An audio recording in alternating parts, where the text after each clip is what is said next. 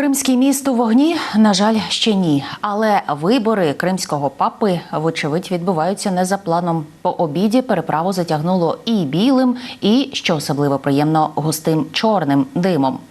Окупанти запевняють, що це була ракетна атака, і вони її героїчно відбили.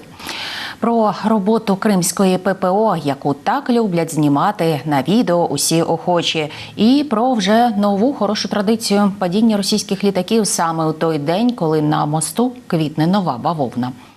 Нове відео морських дронів від ГУР і дуже тематичне відео від ініціативи Saint Javelin. Події 535-го дня Великої війни з Росією у матеріалі Олексія Пасака. Найкращий краєвид у світі. Літо, серпень, море і квітуча бавовна по всьому Кримському мосту. Але звідки ж такий неспокій для заїжджих росіян та їх поплічників?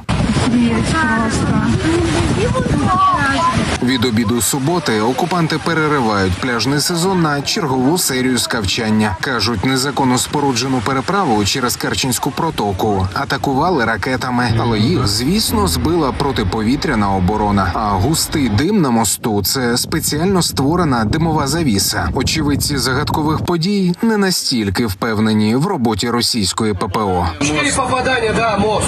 4 попадания. Причем так нормально. Подожди, а вот там что, смотрите, дымит. Вон еще на берег попало. И вот туда попало. Там морской это. Попало и туда. Раз, Бля, конкретно попали. 3, 4. Російське міністерство нападу боїться навіть озвучувати ймовірність, що міст могли атакувати, до прикладу, крилатими ракетами з НАТО. Тож за лічені хвилини після прильотів кажуть, що це були перероблені радянські комплекси С-200. Але і тут не можуть дійти згоди. Кажуть, що знищили у повітрі одну ракету, а кримський гауляйтер Аксьонов натомість заявляє про буцімто 2 підбиті цілі. Вон еще 2 штуки. Вон вторая шиба. Наслідки атаки на Кримський міст ще уточнюються. Утім, уже зараз є потрібні деталі щодо роботи ворожих комплексів ППО. І ці деталі охоче передають самі ж жителі Криму. Щоправда, потім їм, можливо, доведеться вибачатися на камеру за примусом окупантів. Вот, ребята, только ПВО сработало, короче, здесь в порту у нас. Вон с той горы стрельнули. А вон она взорвала, короче, ракету. Вон. Пожалуйста. Уничтожили, короче. Молодцы мы. Вон на той горе ПВО стоит. А где еще попахнуло? Там где-то, по-моему. Одну сбили только.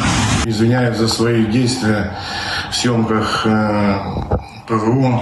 Впредь больше такого не повторится. Поддерживаю СВО и всегда поддерживал. Вот. Извиняюсь еще раз, такого больше не повторится. Чому ж це повториться ще не один раз? Схема проста. Підтримуєш СВО, готуйся знімати на відео роботу ППО. У силах оборони Півдня України зауважили, сезон бавовни досі триває, але врожай має ще трохи підрости. Вони будуть розповідати про те, як їх з усіх боків атакують, вони з усіх боків відбиваються. Їм, в принципі, решта нічого робити не залишається, тільки те, вони намагаються створювати певний інформаційний такий ореол того, що є непереможне сили протиповітряної оборони, що є в них захист, і вони продовжують виконувати завдання за призначенням. Як тільки від росіян лунають якісь гучні заяви, треба одразу дивитися, кому ж це вигідно. І якщо вони так бадьоро рапортують, як правило, це означає, що намагаються приховати правду. Маємо ще один цілком правдивий факт. Щоразу, як Кримський міст димить, спалахує чи вибухає, на Росії падає військовий літак. Так було першого разу, 17 жовтня, коли російський Су-34 позапланово здійснив посадку в будинок Єйську. І удруге, 17 липня, коли Су-25 чомусь вирішив приземлитися у море в Краснодарському краї. Так сталося і зараз. Винищувач-бомбардувальник Су-30 розбився у Калінінградській області Московії. Ворожа пропаганда запевняє, причина катастрофи – технічна несправність. Увесь екіпаж перетворився на вічно хороших росіян.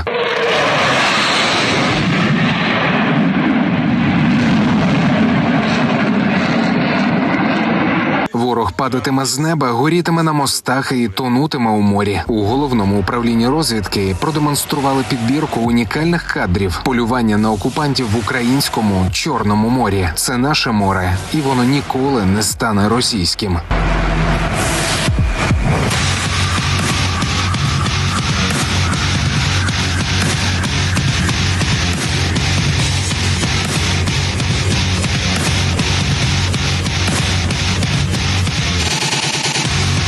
Чорне море небезпечне для московитів, а пекельний пляжний сезон для ворога досі не закритий. Про це нагадують у благодійному проєкті Сейнт Джевелін із новим музичним відео про міст через Керченську протоку і про його жахливу оборону.